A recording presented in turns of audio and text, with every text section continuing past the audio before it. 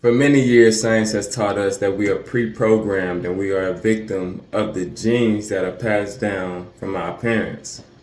And they teach us that there's nothing at all that we can do to change or alter these genes. But that is simply not the truth.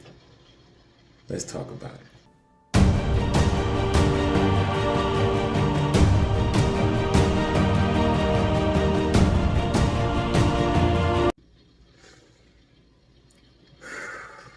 Peace, family. Welcome back to the Divine Illumination. So first, let's break down the meaning of epigenetics. The prefix epi means above. And of course, genetics is referring to the human genome. So when you say epigenetics, you're referring to something above the genes that has an influence on how these genes express themselves, right? So in other words, it's how your environment, your perception, pretty much your environment, perception, the things around you, is how that affects your actual genome. One thing that we have to understand about our genes is that our genes don't have their own on and off switch per se. They can't just turn on and off at their own will. They're more so a blueprint for the human, the biology of a human. They're just a blueprint, right? And you, being the architect, have the ability to adjust and make alterations to this blueprint, right? You or your environment, epigenetics, right? With that being said, we are not victims of our genome, and they can be changed. As the architect, you can make adjustments to this blueprint, right? So we're going to get into what kind of effects does epigenetics have in your life. So the first major effect that epigenetics can have in your life is disease prevention and disease management. Because when you incorporate a consistent workout routine and you incorporate a healthy, balanced diet along with this workout routine, you begin to send your cells new information. And when they receive this new information of life and vitality, then they begin to express themselves differently in a healthy manner.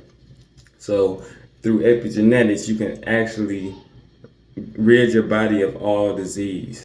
The second major effect that epigenetics has in our life is relating to our mental health. Our environment directly affects how we feel internally. So it's important that we place certain things in our environment that enhances our mood and raises our frequency. As the ancient Comedics once said, as above, so below, as within, so without. So if there's a lot of chaos and clutter throughout your environment, then that is a direct reflection of how you feel or what's going on internally. So it's important that we pay close attention to our environment and make sure it's a nice, peaceful, tranquil environment for us to thrive in. Get outside in nature more often. That's a beautiful environment to raise your frequency, enhance your mood. You can put your mind in a better space by cleaning up your place. The next major effect that epigenetics has in our life is breaking generational curses. So your epigenetic alterations actually have the ability to be passed down to your children. So all of this work that we put in to heal trauma, to heal different health ailments and things of that nature, all the work you're putting in is not just for yourself. This can be passed down to your children so they can have a better start. They can have a head start in life.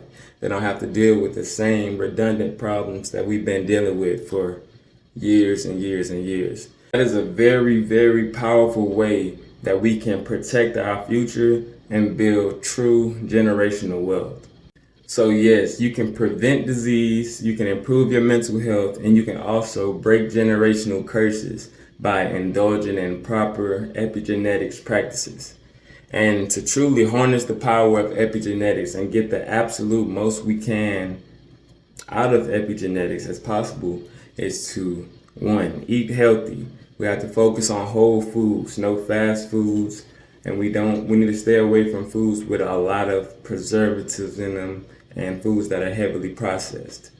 We have to practice consistent exercise, right? At least 3 to 4 days of 30-minute workout sessions. Whatever the workout looks like for you, it should be tailored to you, of course. And then third, we should manage our stress. We should keep stress levels very low by indulging in yoga, meditation, and keeping our environment clean and tranquil. And I want to make a point about stretching and yoga. The issue is always held in our tissue. We store these different chemicals, these stress chemicals, in our muscles and in our tissues.